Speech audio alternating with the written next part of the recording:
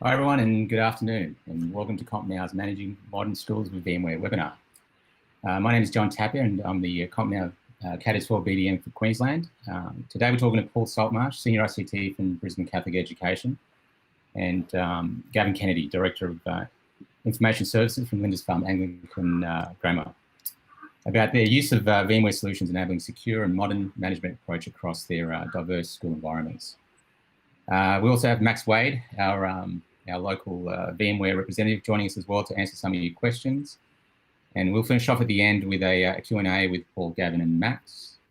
And please feel free to put any questions in the live chat and we'll get to them towards the end of the webinar as well. But before we get started, just a quick blurb on CompNow. For some of you who may not know too much about us, we're a 100% Australian-owned company, now in 30th year of trading in Australia with over 270 staff and offices in 5 states.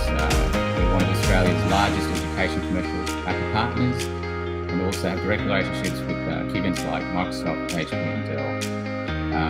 We have over 5,000 customers at the moment and counting from memory, and over 160 NSA clients, managing over 100,000 endpoints as well. Our business units are split into 2 main areas. If you want to go to the next slide, Tom. Thank you. On the left there is specialist engineering services, which include contracted on-site and remote services, procurement and end-to-end solutions infrastructure for education institutions, a corporate and government division, service centres as well, offering comprehensive break and fix and warranty services. And on the right, our value-add verticals, which include AV and collaboration solutions, training and professional learning, medical care, medical grade solutions, and we have a growing team of in-house developers available to work on bespoke projects as well. So I'll just move on now and take it over to Paul to just kick us off and let us through your journey. Afternoon, John. Afternoon, everybody. Welcome. About 3.5, 4 years ago, we realised that we had a huge investment in IT infrastructure over, well, I went and saw the guys in building services this morning, spread over 63,526 square kilometres, which is the size of the diocese. We needed a method to centrally manage and track these devices throughout their entire life cycle. We identified at the time that what was then Workspace ONE was sitting in Gartner's Magic Quadrant as a premium cross-platform mobile device manager. We had a strong relationship with CompNow because we had a huge investment in the Apple platform. By huge investment, we've got about 36,000 iPads, about 14,000 Macs, and about 32,000 Windows devices, spread across 75,000 students and 11,000 staff. So we engaged with CompNow to help us on this path with VMware to roll out the platform. We were really surprised by the support from both CompNow and VMware during that. And I probably should be paying more closer attention to my slides, shouldn't I? Look, we've got 146 different sites over that huge area. You can move on to the next slide, Tom. And like I said, we're early adopters of the platform. The ability to remotely manage the complete life cycle of these devices is absolutely a gem for us. It really is. When COVID hit, it didn't really matter. We were already spread over 63,000 square kilometres. So that ability to remotely manage all devices, securely manage devices, the ability to, if a device goes missing, you throw it into lost mode and it starts to beacon its geographical location, which is a wonderful feature you can remotely wipe. If a teacher decides that tomorrow they want to use a particular piece of software, which is often the case because teachers are always last-minute advisors, it's just a push of the button to throw that to a classroom, to a school, to an individual. It's really quite wonderful. And that really insulated us from that diversification effect that, that the COVID lockdown put us under. And next slide, Tom.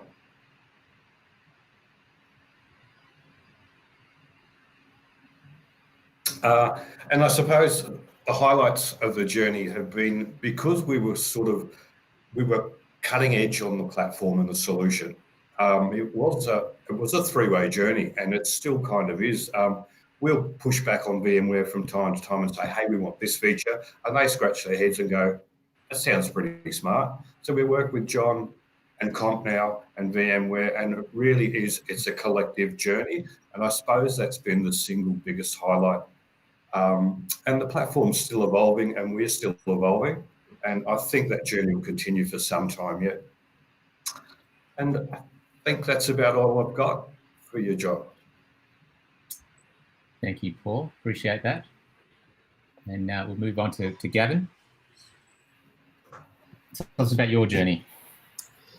Yeah, hi. Good afternoon, everybody. I think, I'll start. I think I've been a VMware user, serious VMware user for about 10 years now. And, I was, in preparation for this, looking back at the journey and, brought back some memories, but it's been a great journey and a really stable one. And obviously that's why I'm here as an advocate for it. So we're Lindisfarne Anglican Grammar School's a incredibly fast-growing school in the Northern Rivers, and we're K-12, we're co-ed, we're just a day school at this stage, although we've got some pretty aspirational plans to to expand and grow. And we've added about 600 students in the last 3 years, and as you can imagine, that's a pretty full-time job for our enrolments team. But really positive stuff for us. We've got a beautiful outlook here in Terranora, which is up in the hills, a couple of suburbs south of Tweed, just over just on the other side of the border. We can whale watch from our library, and we've got rainforest down the hill, and we're only about 10 minutes from the airport. So really fortunate location and beautiful place to work. Jump over the next slide for me. We've got a fairly decent environment here currently across 2 campuses, and we are one-to-one iPad school up to year 6 and MacBook Pros in 7 to 12, and so we have a fairly decent infrastructure behind that. For us, one of the main benefits of VMware has been our ability to be agile and grow as our enrolments grow. And it is our core infrastructure. It is the most important piece of software that we run at the school. I think without that ability to deploy services and upgrade and do all things seamlessly, to provide a 24/7 operation, I can't visualize how we would do that, without this core infrastructure software. It's been a great journey. I remember looking back when I first implemented VMware. I was very young, and I was at a public school in WA, and we had, in those days that was centrally managed, but we had some freedom to deploy some services. And I remember my first kind of aha moment was when back in the day it was called consolidated backup, and we were able to really, for me, understand the future of this in terms of how we're able to protect our services, migrate them, upgrade our hardware, deploy without virtually any additional cost, which is especially important in government schools in those days, to be able to do that. And that became the beginning of my journey, and I've never looked back. I think it's a piece of it that we rely on, and we have absolute faith that it'll operate day to day, and that's been the case for well over a decade. So it's I'm really grateful for it. It makes our life easier. Even in the larger private schools, you still tend to operate with relatively small teams, and really the only way to successfully do that is to implement software that just works for you. It does its job. It has great support behind it, and is ultimately reliable, because you just don't have time to be a slave to those kinds of technologies. So VMware's certainly been that invariably over that period of time, and I'm really grateful for that. Jump over the next slide for me. So there we go. Yeah, so as I said, we've got a decent size on-premise infrastructure. We're in many things early adopters in technology, but probably one of the things that we haven't adopted really is moving everything to the cloud. And so for us, hosting all of our services on-premise becomes even more critical, that we have the ability to do that in a stable way. And so there's an example of some of our infrastructure on screen for you. We have around 90 virtual machines running. We implement vSAN, so we the buzzword is hyper-converged. We have storage built into the hosts, and it's all flash storage, so it's incredibly high performing. And this is something we set up 2 or 3 years ago, and really has just been so stable and easy to manage and build on. And over that time, we've certainly added storage to that virtual SAN cluster, and that's been invariably pretty easy to do. So we're really grateful for that. I think we're pretty typical in terms of the workloads we run at the school. There's some examples there. We have all the normal stuff, but we also push the limits of it. We run, we've got extensive storage there for CCTV footage with many dozens of cameras around the campuses and that kind of stuff. We run our IP phone system through there. We run absolutely everything on that infrastructure, and so it's as I've said, so important. We also use Horizon, which is a virtual desktop platform, and so we're one-to-one Apple school, but we know that there are some Windows applications that we need, or perhaps they're just simply a little bit better on Windows, and we can really easily provide that to our users. And we have staff and students using the Horizon platform really successfully from home. We give them plenty of resources in the back end, and next year we're looking at adding NVIDIA Grid to that, so that we can really add some good 3D design capability to those to that software without having to kind of provision more hardware and that kind of thing. So yeah, we're really happy with that. Super easy to manage, and again, great support. So really allows us to be a yes department and provide everything that we want to the team. Yeah, so really in summary, again, as I mentioned, it's so important that this stuff just works, and you're not constantly trying to fix it or troubleshoot it. Things don't always go perfectly, but that's where the support, and I think VMware support is, to be honest, some of the best support you'll get. It's really accessible, really easy to get to, really down to earth, and they're highly skilled. So that sort of goes without saying, but really good experience in that regard. And I've been working with CompNow for a little while now, and one of the things that is refreshing for me is to have such a broad range of skills that and really to have this kind of relationship where they're one of the team is something that is important to me. And again, as I mentioned, we have pretty thin staffing really at school, and to have that extension of our team available for in any area of the technology is invaluable. And we get that, and CompNow are super good to deal with. So I've been really pleased and really refreshed by what we can offer now by having that extended team. So yeah, look, without dragging on, I hope that I hope that sort of summarizes the journey and where we're at, and how it makes life so much easier for us. And I wouldn't change. It's one of those technologies that we can just bank on, and it's so critical. So it's about all from me. Thank you, Gavin. Really appreciate the detail there as well, and information. So look, just again, to everyone joining us, please feel free to put your questions in the live chat. We'd love to hear from you, and I'd love to sort of, pop the questions through to the people joining us here in the webinar. I'll get on to Max now. Max, if you want to tell us a bit about VMware. I think you're on mute. You're muted, Max. Oh, I knew that would happen. Thank you all. Living your life on Zooms and video conferences. Yeah, fortunately, I don't need to go and say too much more about VMware. Paul and Gavin did a sensational summary of their unique deployments. Paul, I've been following the journey of Brisbane Catholic Education Office for a number of years. I mean, to scale out to 75,000 students, over 140 different schools, it's just an amazing effort and a testament to the scalability and flexibility of the solution. And Gavin's story of really going from the data center to the device was great to hear. Quick introduction to myself.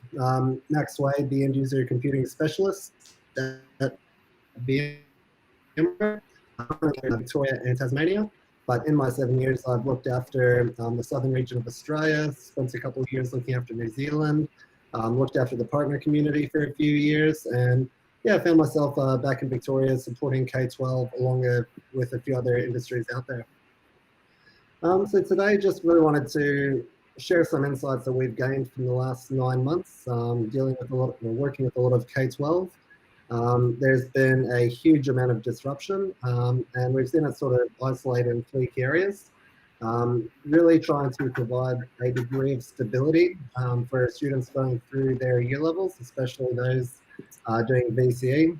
My cousin's, he's doing year 12 at the moment, based out of Geelong, and he's gone from campus to home to campus to home to other home, and it's been a very fragmented 12 months for him. So wishing him all the best in the exams coming up. But it's been a case of creating a environment where students can work and learn from anywhere and have simple, secure access to all of the academic resources they need to get successful educational outcomes out there.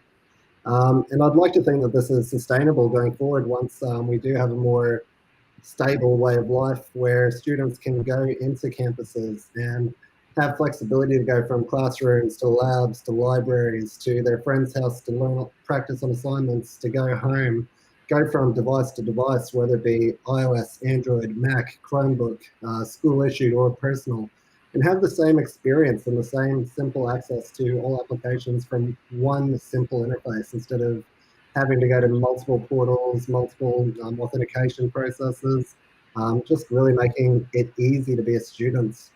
And to Gavin's statement before with regards to virtual applications and desktops, by being able to virtualize these essential applications, you can go forward and make them available to students on any device. So if you've got a BYOD policy where some students have top range devices, some have low range devices, it doesn't have a material impact on the performance of those applications, creating a sense of digital equality and the ability to consume on any device out there. And it's great for those graphics applications and design, app developments, things along those lines. And then for personal devices, you don't want to have the school having full visibility of GPS, the ability to do factory reset, greater privacy. So it's simply the school managing the applications available for the students. And when they finish primary school, secondary school, the school can simply remove their access to those applications, and they can take their personal device with them to get on with their life. Next slide, thanks, Tom. For the teachers out there, it's very much a case of the same flexibility that the students are benefiting from.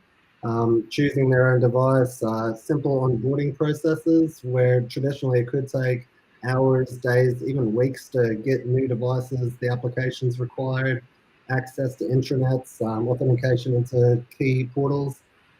It's streamlining that so that students are available day one, productive to go forth and deliver the curriculum to the students, and same with the administrative staff to do the work that they do within the offices. Staff quite often have different visibility to different applications, whether it be student databases, whether it be finance applications, HR. So you might have greater levels of security and authentication around those to keep sensitive data secure. And you can create permissions based on teachers as opposed to students out there. So you've got the appropriate policies and frameworks around who the individual is to the institution. Next slide, please, Tom. And for administrators, listening to Paul's story, making it simple and secure, and in his case, very scalable. We are in a situation where organizations and institutions, schools have implemented multiple end-user computing technologies to achieve similar outcomes. So you might have multiple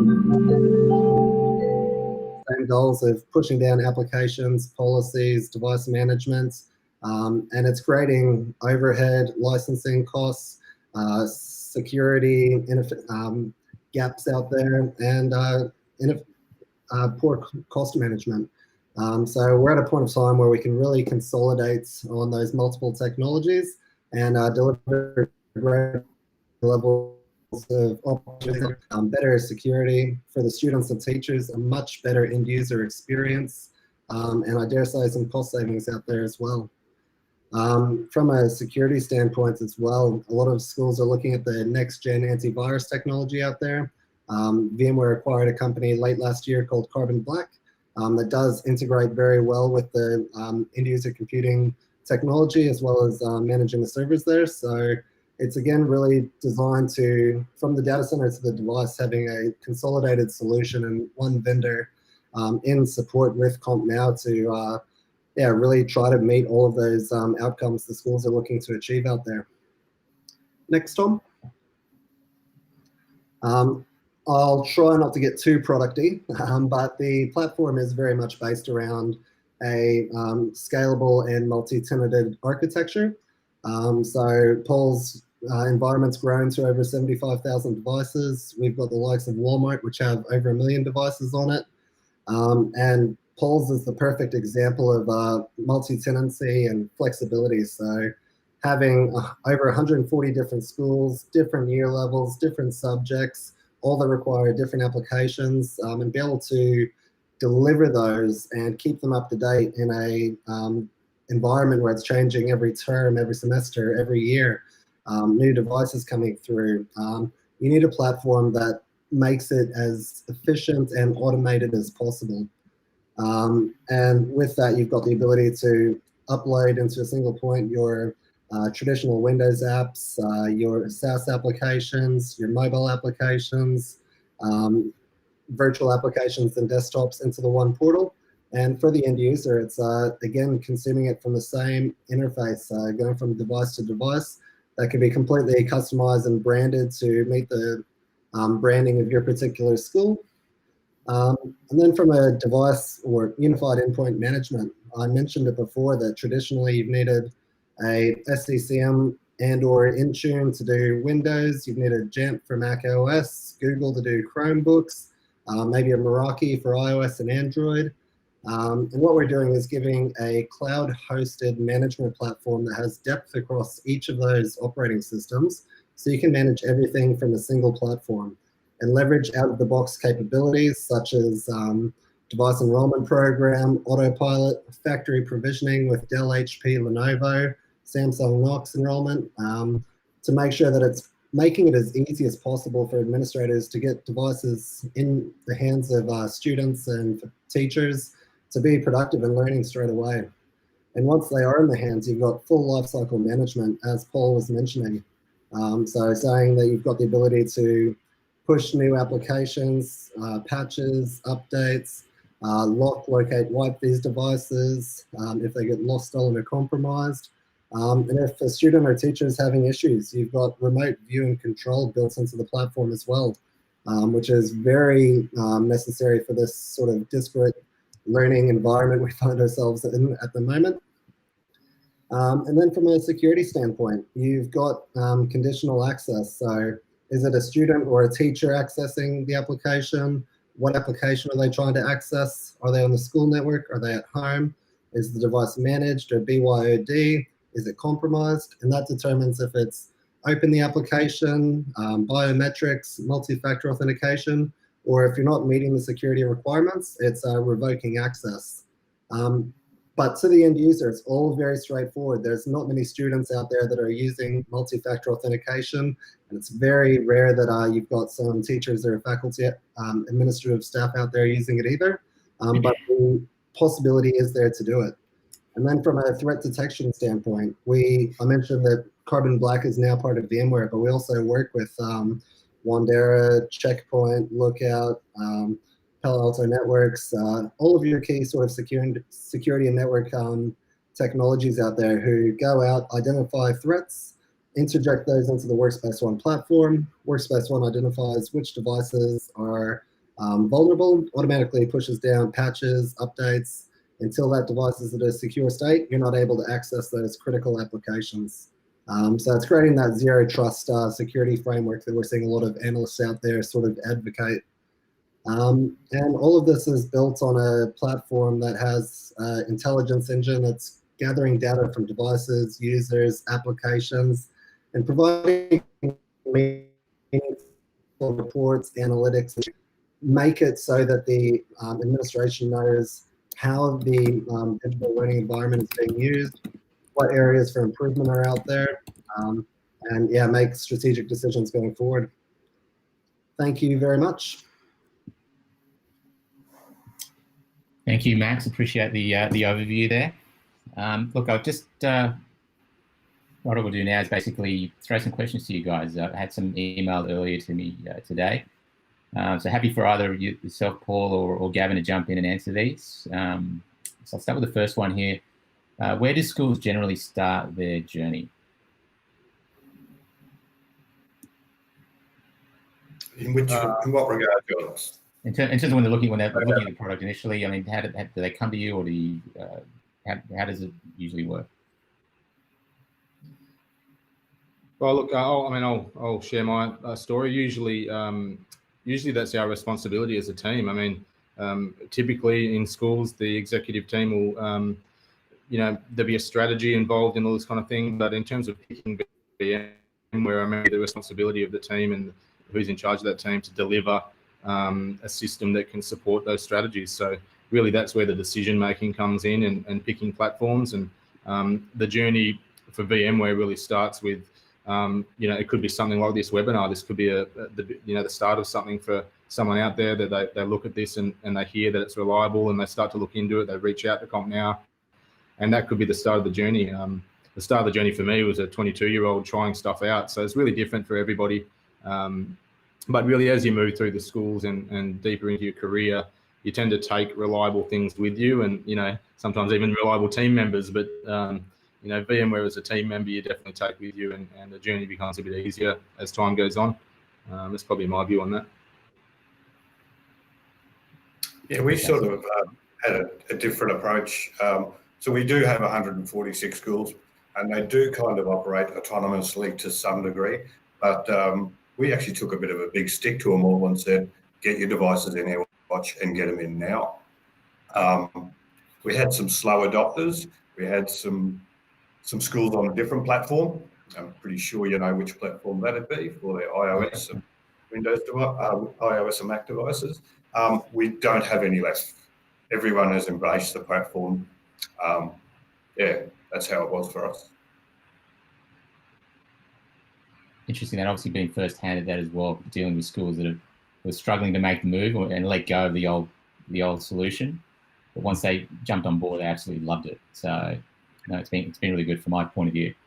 Got another question here, guys. How do you address the combination of BYOD and school-issued devices? Probably that's easy for us. Yeah, we don't. Yeah, look, we don't either. We're all school-owned devices, and we do that for a very good reason. It's a philosophical debate, isn't it? Paul. But when I look at the strategy of providing a reliable device that always works, that is consistent, easy to teach with, all these kinds of things that we value, we don't go that road. And many people do, and it's really successful. But for me, I don't see the cost to the community, the economical saving to the community is there. So that's why we do school managed and do it successfully. But not to say that that's just my view on it, and it's a debated topic and all that kind of thing. But I think the platforms become even more critical when you start to diversify your devices out there. And not that I think it'd be much fun, but certainly would be much more achievable with a cross-platform management device and a management platform and that kind of stuff. So I think that's where it'd come in critically. Pretty much agree with Gavin there. We're certainly probably in a place where we could do it given our mobile device management platform, but like Gavin mentioned, the overhead and that far outweighs the potential cost saving. Often that BYOD program is that decision's budget driven. We don't see that as being true. Fantastic. Thanks for that. I've actually got a question for Max here that's come through. How fully featured is MDM support for Android devices? And are there difficulties with different brands of iOS and of Android devices? I've only done 2. Was it for Max? By all means, jump in first. Go, Paul, go for it. Look, last week the decision was made that we were moving forward to support Android devices as an option for mobile phones, given that we're a soft phone industry, we don't have desk phones. So yesterday I sort of grit my teeth. I grabbed a Samsung Galaxy A20 and I had it enrolled using a QR code in about 15 minutes. A little bit of jiggling in the back end, generate that QR code, scan it. So basically what happens is you take it out of the box, you tap the phone 6 times, that's it, you're enrolled. Scan a QR code. I was quite impressed. So. Fantastic. And I know that there's been sort of a endeavor to make it very simple to manage the breadth of Android devices out there, because there is a huge range from high end to low end out there. And I know that the Android Enterprise framework has been designed to really simplify and standardize the configuration, deployment, and ongoing management of these devices in a way that doesn't discriminate against the sort of hardware provider out there. Fantastic. And here's another question that's just come through late. One for all of you to discuss, maybe perhaps starting with Paul. You mentioned that COVID didn't impact you greatly. Which products or processes do you put that down to? And what feedback from your school communities did you get? We've had a long-standing to the cloud first approach probably for the last 6 years. So if we could publish it or get it into the cloud, that's where it went. So and look, Office 365 undeniably invaluable in that space, and a mobile device management platform also invaluable in that space. They're probably the 2 big ones. Schools consume a lot of services from us, so we publish our student management system, school data systems. They're all published out of our data center and consumed by schools. So given that we're already, covering 63,000 square kilometres, sending kids home didn't make that much difference.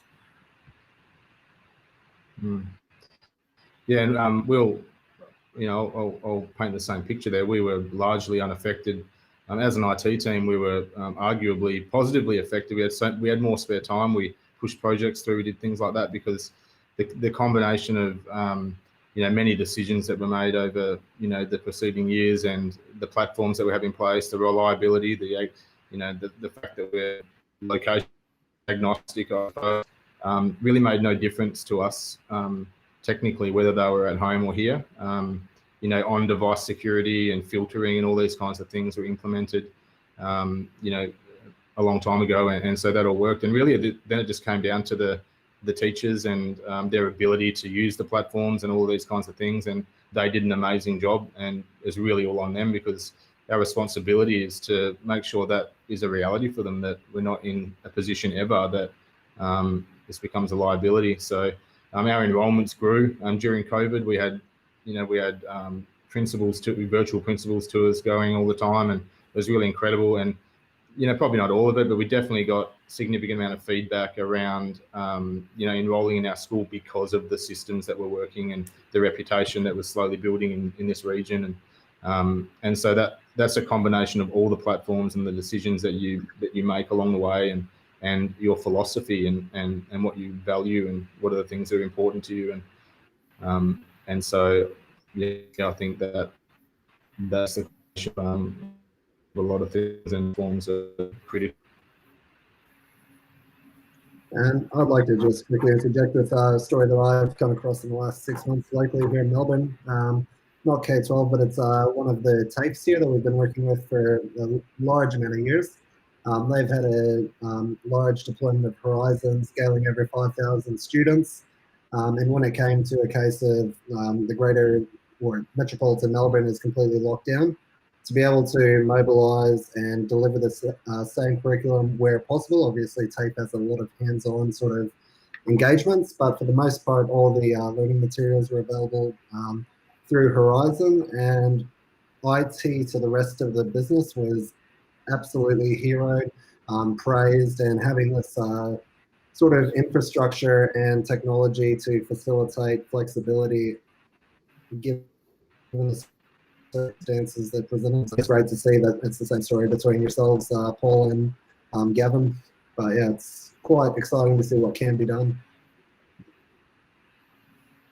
Fantastic, guys. Look, if I guess one last question came through here as well. I guess if you were to summarise how it's improved the way you work day to day, Paul. It's certainly streamlined a lot of our processes. Device deployments used to be a thing. Now they're no thing. It's just made that aspect. And when schools are rolling out 300 and 400 devices every year, especially secondaries, that used to be a significant amount of time out of IT's early start of year and end of year processes. It's significantly reduced that, had a measurable financial impact in that regard. That's probably the biggest one. John? Yeah, and we'll roll out in January 1,900 devices, and I'm absolutely aware that used to be an ordeal. It used to be huge, and now it's really something we just plan for reasonably. We know how many devices we can process. We have robust services around it and the MDM and everything, and it's really not an ordeal at all. It's just a scalable workload that needs to occur. The other way, on the infrastructure side, I can easily talk to how it makes us work better, and we are so agile in our ability to deploy services. We're going down containerization at the moment and looking at vSphere for containerizing lots of services. And one thing we did really quickly in the space of about 2 days recently was containerize a LAMP server, so a web server and a database server for kids. And we were able to do that in the vSphere platform. And now we spun up 150 or something containers with MySQL and PHP and everything pre-configured. And I mean, this kind of stuff, years ago was really, you would have said no to that. And that's one of the biggest things is your agility enables you to say yes, because you can fit it in your workload. You can deploy the resources you have, usually humans, and get that stuff done and say yes. So it's huge. And from an infrastructure point of view, it's no surprise. Like being able to migrate servers and upgrade hardware and all of that with zero downtime, that is significant. And gee, it's happened quick. It's we're really probably only a decade in, and that kind of stuff has changed IT massively. And so yeah, I think that they're probably the two biggest things for us. And the thing that I've appreciated the most in the last 9 months is, and what I think will be a huge part going forward, is flexible working to suit your lifestyle. So my fiance is in healthcare and has sporadic hours, so the sort of Venn diagram sort of time of where we could spend some time together was fairly minimalized. But now with the flexibility to work 24/7, if Laura's here during the day, I can simply take 11 o'clock off to 2 o'clock, go for lunch, go for a walk, work till 7 p.m. and really sort of, live the best balance of life. I can see a future where people spend more time with young families, might work from home on Mondays and Fridays, and go into the office or school Tuesday, Wednesday, Thursday. Obviously a little bit different for teachers, but it's really exciting to see how, from a work perspective, there's going to be greater levels of flexibility where you're not, the concerns are mitigated around access to resources and the security in which you're accessing them. It's just going to be a fun time to see, and how school environments react to that as well, with creating flexible learning environments, transforming campuses physically to use this technology towards what were previously fit for purpose classrooms into more malleable rooms that can be geography, goes into history, goes into science, goes into a computer lab. You can change different rooms to be more collaborative environments. So yeah, I just can't wait to see how technology and the changing circumstances transform things in the years to come. Yeah, really practical example of that. And you hear these stories of working from home and they're true and great and everything, but really practically using Horizon to provide a Windows desktop to a staff member that wants to stay at home, particularly in admin, is just a classic practical example of how you can really quickly do that. And you can spin those desktops up really quickly if they're not already there, and in the morning and get them up and running. And these are technologies that really sort of make the story come true. And behind the stories of people working from home, there's always a technology like that enables it. And we've done that on a number of occasions, temporarily, permanently, through COVID, even after COVID, particularly after COVID. So that's an example of the technology actually doing its job. Fantastic. Thanks, Gavin. Appreciate that. Look, I'm conscious of time, so I'm just happy for you guys to make any final comments if you have any at all. If not, obviously I better include that for anyone out there that needs any advice or has any questions around VMware, their products, please feel free to reach out to your local CompNow rep.